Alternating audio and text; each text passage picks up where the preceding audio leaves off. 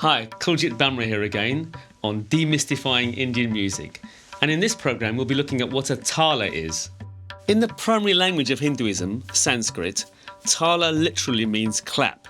But in Indian music, and especially Indian classical music, tala refers to a rhythmical pattern or phrase. Each tala or phrase or pattern has its own unique name, which denotes how many beats there are in that cycle. So, for example, Rupak Tal or Rupak Tala, Teen Tal, Jap Tal, and so on. Every tala has its own characteristic shape of sound, and that shape or feel is defined by the high and low drums of the tabla, for example. There are some beats that are accentuated and played louder, and some beats that are played softer, and that gives the shape to the tala. Let me demonstrate a couple of talas for you. A very common tala is known as Kairava. I wouldn't get too bogged down with the actual names because they're very difficult to pronounce if you're not from India. But this is an 8-beat cycle and it sounds something like this. 1, 2, 3, 4, 5, 6, 7, 8. One more time.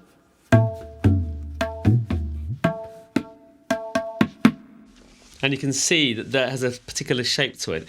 If I was to play it continuously, it would, it's cyclic by nature, but it would then form the basis for a song or a musical piece. So let me play that 8-beat cycle. 1, 2, 3, 4, 5, 6, 7, 8.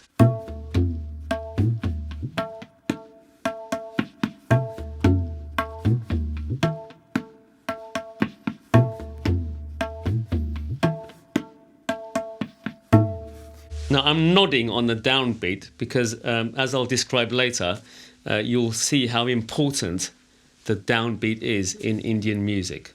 So that was an 8-beat cycle. Here is a very common 7-beat cycle. 1, 2, 3, 4, 5, 6, 7.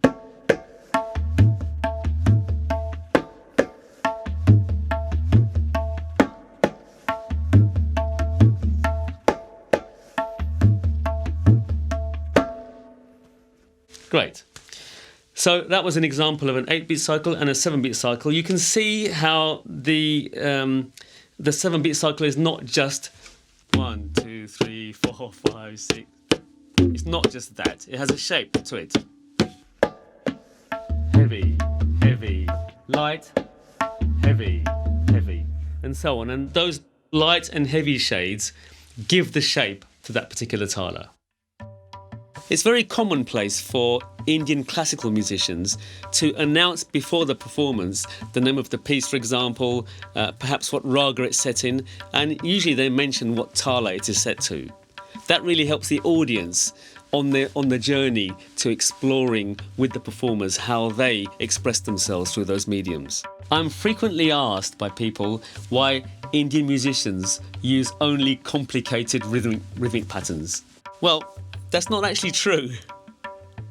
I would argue that jazz has far more complex rhythm patterns than Indian classical music. Indian music has basic cycles that are starting point and the building block for a performance, and then the performers do complex things with those. That's what makes it look complicated.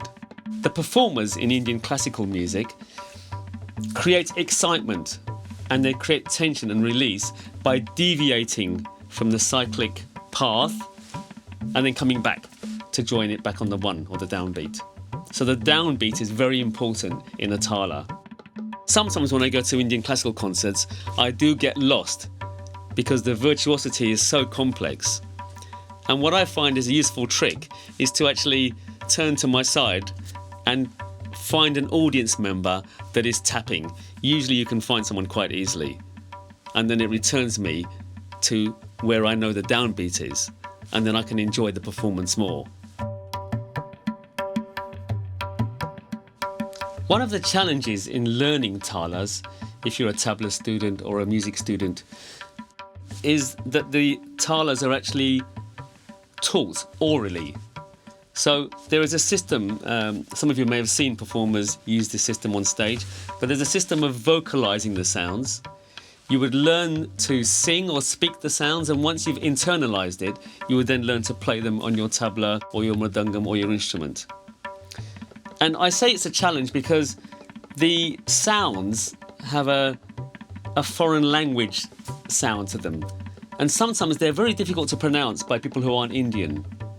I'll give you one example, but I'm hesitant about confusing you or making things look more complicated than they really are. But, for example, the Rupak Tala would be sung as Din, Dina, Dina, Dina. Now, some of those sounds don't occur in the English language.